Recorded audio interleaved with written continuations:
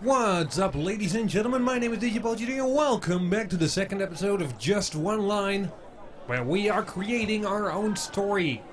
The last episode we went to a basement of a farmer, miller dude, and we fought some giant rats and we found a magic pool of water and we saved a tiger. But what's this flashing icon? Diary. Bulletin.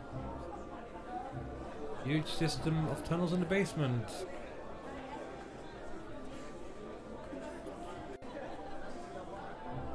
The adventurer hired by a man called Rennie. We will soon send a crew to explore. Okay.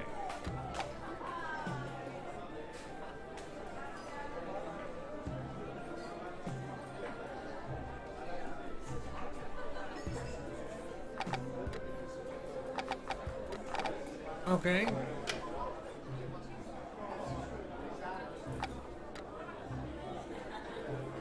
Attention, you won't be able to play with this adventurer once she retires, so let's not do that.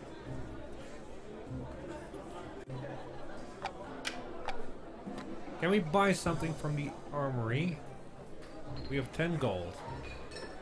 A combat pet. A raccoon. Park bus. Double axe, a whip, a club, or a sickle, dagger. Wow, a lot of things to buy.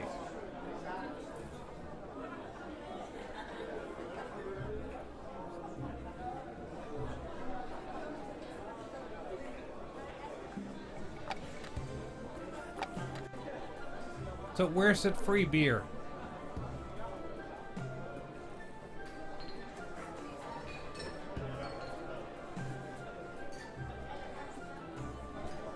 Guess I didn't get a free beer.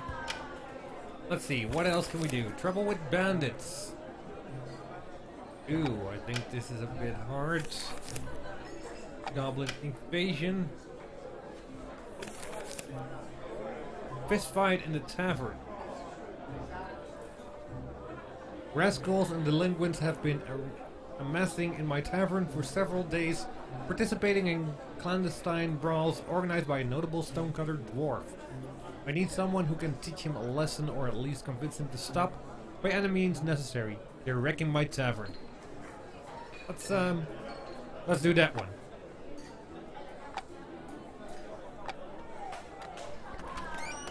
So let's go outside. And we'll have a look. A small crowd of yokels and scoundrels is gathered at the center of in the center of the inn. They're apparently knocked over tables and stools to make room for the two men brawling in the middle. They're making a mess all around them. All sorts of people are cheering for one or the other, betting rudely and annoyingly cursing and burping. Two other men, lying down, try to recover from what seems to have been a sound of beating in the ring.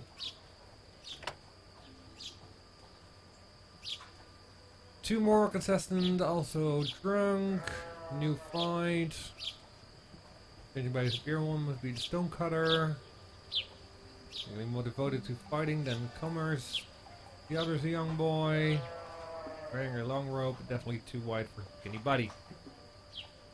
Intervene peacefully.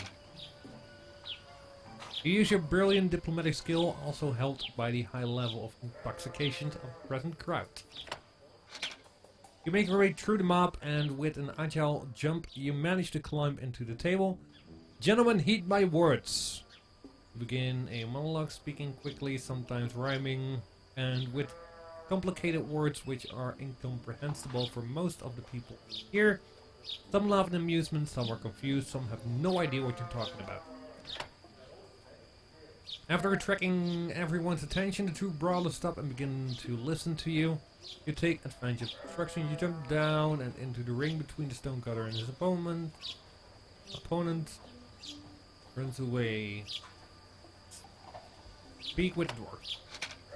Who has white stonecutter? dwarf bluntly says that he wanted to give a lesson to all the long-legged sons of a gun he met in the inn. His daughter wants to marry someone who belongs to the tall races, and he can't accept that. Only a dwarf, possibly a noble stonecutter, is worthy of my daughter.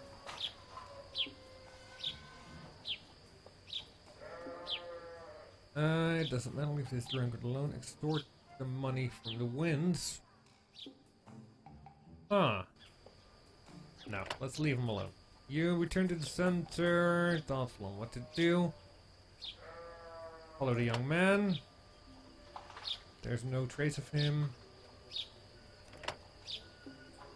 You get close to the counter. Stops the hiding place. He's very happy that you solved the problem. Takes his hand. Oh, I think we've done more. Mastery Commoner. One to your improved attribute. So we have 2 power, 4 cunning, 1 wit. And we have more money, which is always a good thing.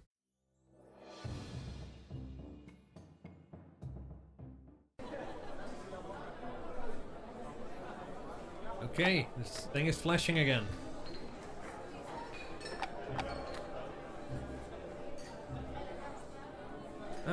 Bulletin 2. Our beloved little horn innkeeper can finally rest easily. A brave hero whose name is still unknown made sure to take care of the problem once and for all. Cheers to you, adventurer, until our next drink.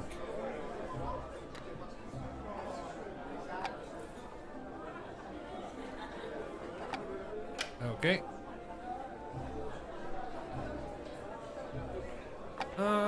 Can we buy something now? We have 60 gold. We can get a pet.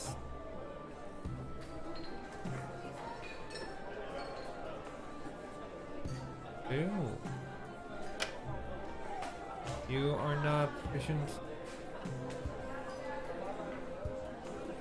Okay. Bow or a assassin's dagger. Sword, spear, wand, quarterstaff, saber, ooh, axe, mace, broadsword, all. Wow. Brass knuckles. Let's see. I want that. You are not in. Okay. Okay. Oh, hold on. Close. Shield. Anything we can buy from here? No, I guess not. Nothing we can buy from here. Okay, let's continue. What's this? Lemons in the cemetery. Caretaker, let's accept it.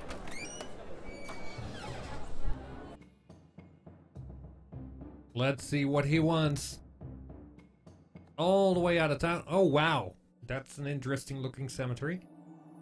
You arrive at the cemetery as the sun begins to set. The massive gates are open, so you may make your way through the tall boundary walls behind. This is the biggest, most ancient cemetery in the Rain. It looks more like a park with all its vegetation and architectural structures. Only the nobles and leading figures of the court are buried here, for anyone rich enough to afford a tomb here. I'll look around a little longer. Statues, mausoleums, simple tombstones.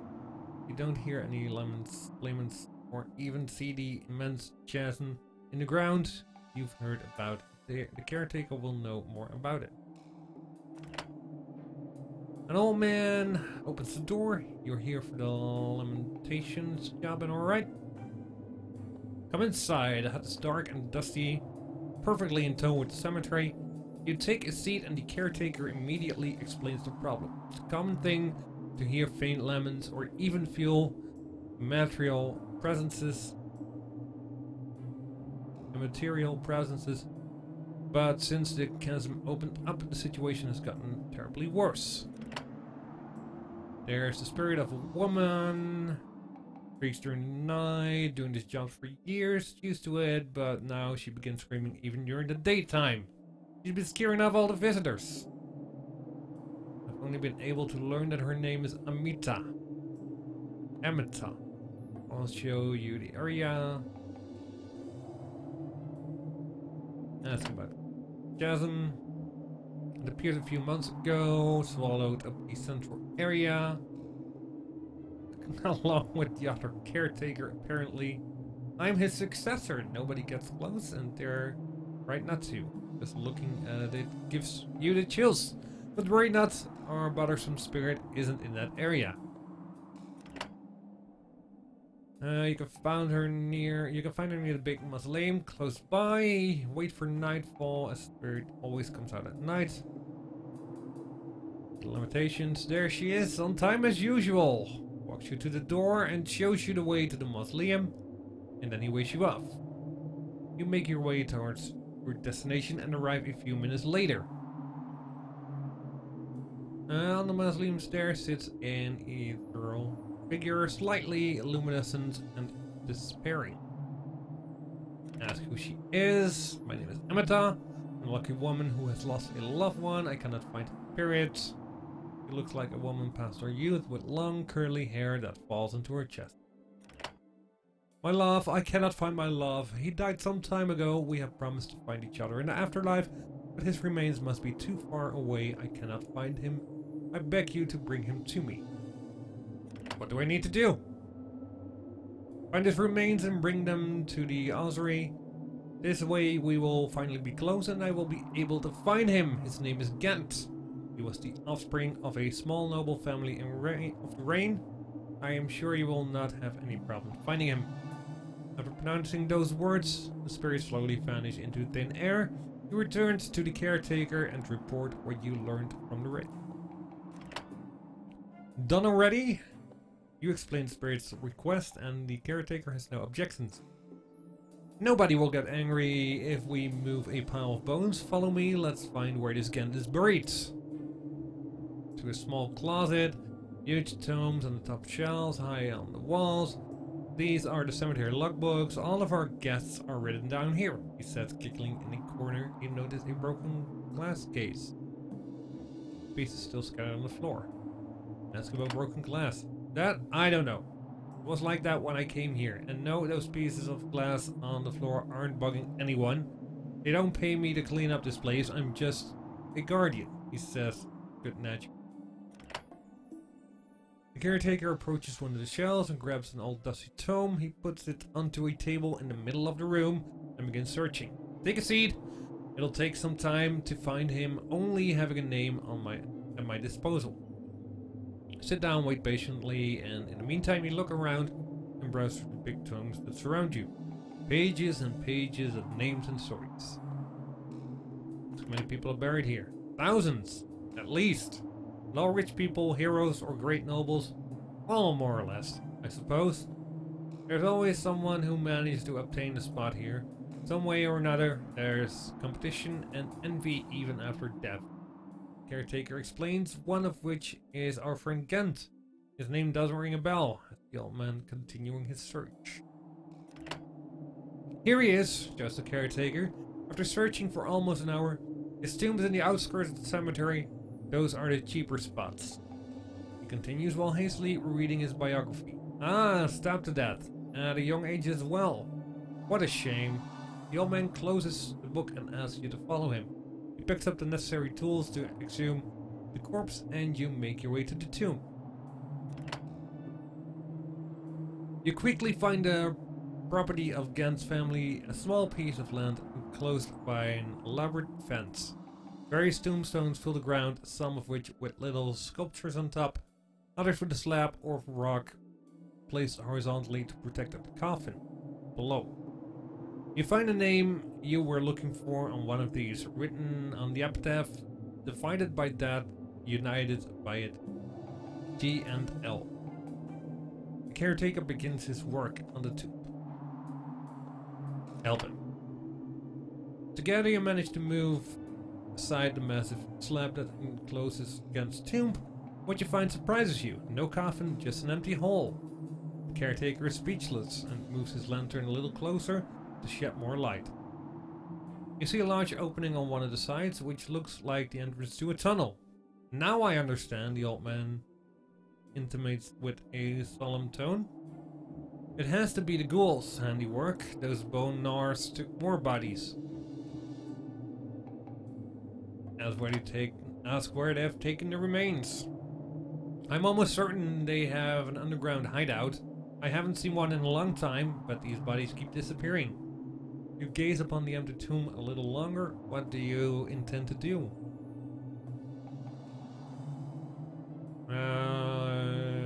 Let's prepare a trap or drop down. Let's drop down. You tell the caretaker to go home. You'll go down the tunnel and find the ghouls that plundered Gen's remains. After which you return to him. The old man seems a little worried, but doesn't insist. After all, you are the adventurer. He slowly vanishes as you light a torch and begin wandering through the tunnel. After a little while you see some light in front of you. You must be close to the ghouls. You take a peek around the corner and spot two skeletal figures muttering between themselves. They're in some sort of excavation room in the ground from which spread several passages. You see some coffins stacked all around them, scarcely illuminated by some candles in the corners. Room. Gen's coffin is probably one of them. Wait for the right moment and surprise them. You wait patiently for an opponent, which doesn't take long to arrive. One of the ghouls wanders off, while the other one begins poking around one of the coffins facing away from you. Captured for interrogation. You leave your hiding place and swoop towards the undead. You grab him firmly, and while it wriggles, you order it to tell you where Gen's body is. The ghoul's frightened, and while shaking, indicates a row of coffins against the wall. Kill it. You got what you needed, so you kill the ghoul with a hit of your weapon. You quickly inspect the coffins in the room, looking for Gent, until you finally find one with his name carved onto it. You open it up to make sure his remains are still there. Ghouls are greedy for bones. Afterwards you drag it with some effort to the grave and have it onto the surface. Time to get back to the caretaker. The caretaker is happy that you've recovered the coffin. Good. Now let's go to the ossuary. So this story may end once and for all. Though it'll be best not to tell the family we moved him, as it's not a very prestigious place. Bring Gen's remain there. You load the coffin into a cart and you make your way towards the ossuary. The structure is imposing. As the caretaker opens the heavy doorway, you're overwhelmed by a cold, humid air. You begin descending this noiseless abyss, transporting Gen's remains to an empty cavity. You carefully lay down the coffin, then the caretaker asks, "What now?" As soon as he finishes the phrase, the spirit of Amata appears. The old man leaps in fear. "There, I finally sense him. Thank you for your help. May the gods bless you. Make her promise not to torment anyone any longer, then leave." You tell her that now that she has found her love, she's no reason to disturb the living. "Of course," she replies with joy. "Now that my laments have been heard, I've no reason to remain here any longer. All is well." You say goodbye to one another, then leave. Did you see that strange expression she had when we left? As the caretaker asks the caretaker while you withdraw. You tell him you didn't notice anything strange. Perhaps he was still disturbed by Amata's sudden appearance. "Could be," he mumbles. You reach the surface and have one last chat with the caretaker. Afterwards you take your rewards and proceed towards the inn. Continue! What do we have? Morality -1. Renown +1. Fame is 9.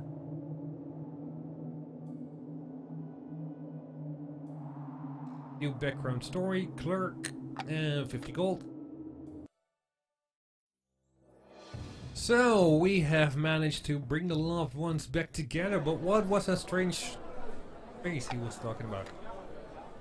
So, what's this? Can we do anything here? I guess not.